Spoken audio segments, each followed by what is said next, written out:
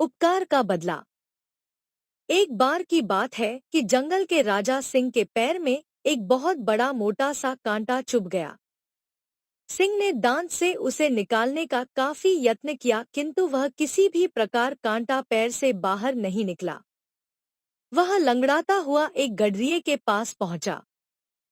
सिंह को अपने पास आता देख गडरिया थर थर कांपने लगा, किंतु भागा नहीं, क्योंकि वह जानता था कि यदि वह भागा तो सिंह एक ही छलांग में उसको दबोच कर खा जाएगा।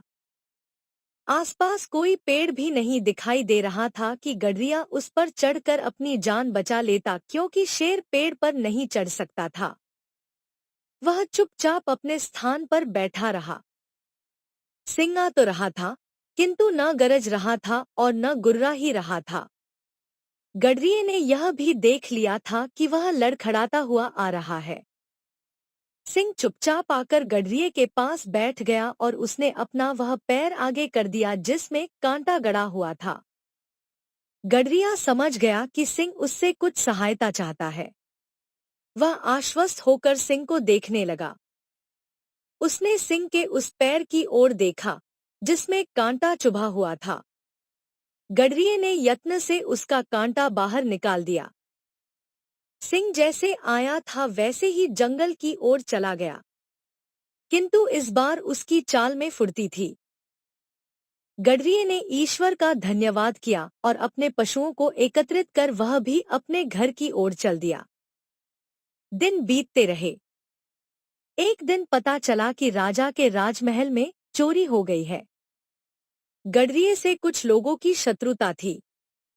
इसको अच्छा अवसर जान उन्होंने राजा से कह दिया कि उसके यहाँ गडरिये ने चोरी की है। राजा ने गडरिये को पकड़वा लिया। जब उसके घर की तलाशी ली गई तो चोरी की कोई वस्तु वहां नहीं मिली। राजा ने समझा कि गडरिये ने चोरी का सामान कहीं अन्यत्र छिपा दिया है। इससे क्रुद्ध होकर उसने गडरिये को जीवित ही सिंह के आगे डालने का आदेश दे दिया। गडरिया बहुत गिड़गिड़ाया और स्वयं को निर्दोष सिद्ध करने का प्रयास किया, किंतु राज्य के मद में चूर राजा ने उसकी एक नहीं सुनी। गडरिया ज्यों ज्यों मिन्नत खुशामद करता था, राजा का क्रोध त्यों त्यों बढ़ता जाता था। अंत में उसने आज्ञा दे दी, इसको जीवित ही शेर के पिंजरे में डाल दो। संयोग की बात थी कि जिस सिंह के पैर का गडरिये ने कांटा निकाला था वह राजा के द्वारा पकड़ लिया गया था। उसको मारने की अपेक्षा राजा ने अपनी वीरता दिखाने के लिए उसको अजायब घर में एक पिंजरे में बंद कर दिया था। वहां एक दो सिंह और भी अन्य पिंजरों में बंद थे। यह भी संयोग की बात थी कि गडरिये को उसी सिंह के पिंजरे में डाला गया जिसके पैर का कांटा उसने निकाला था। जब गडरिये को सिंह के पिंजरे में धकेला गया और गडरिया डर के मारे थर थर कांपता हुआ उसके सम्मुख खड़ा हुआ तो सिंह ने उसकी गंध से उसे पहचान लिया था। पशुओं की घ्राण शक्ति बड़ी प्रबल होती है। गडरिये पर झपटने की अपेक्षा सिंह मंद गति से उसके पास आया और उसके समीप धरती पर बैठ गया।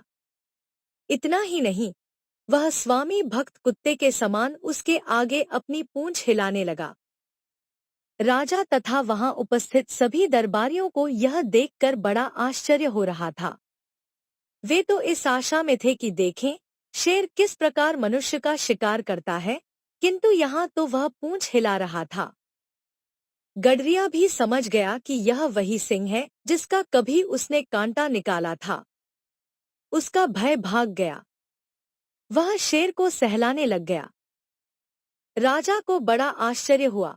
यह देखकर उसने गडरिये से इस मैत्री का कारण जानना चाहा तो गडरिये ने पूर्व घटना का वर्णन कर दिया।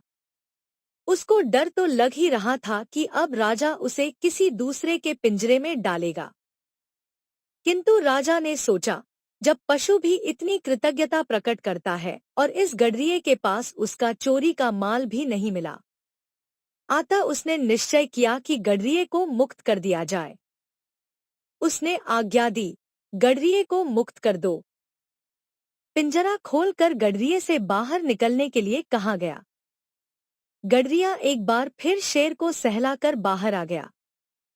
मनुष्य होकर जो किसी का उपकार भूल जाते हैं वे तो पशु से भी निकृष्ट प्राणी कहलाते हैं। कहानी समाप्त हुई। कहानी आपको कैसी लगी? लाइक या अनलाइक करें, कमेंट करें, सब्सक्राइब करें, मित्रों को शेयर करें। धन्यवाद।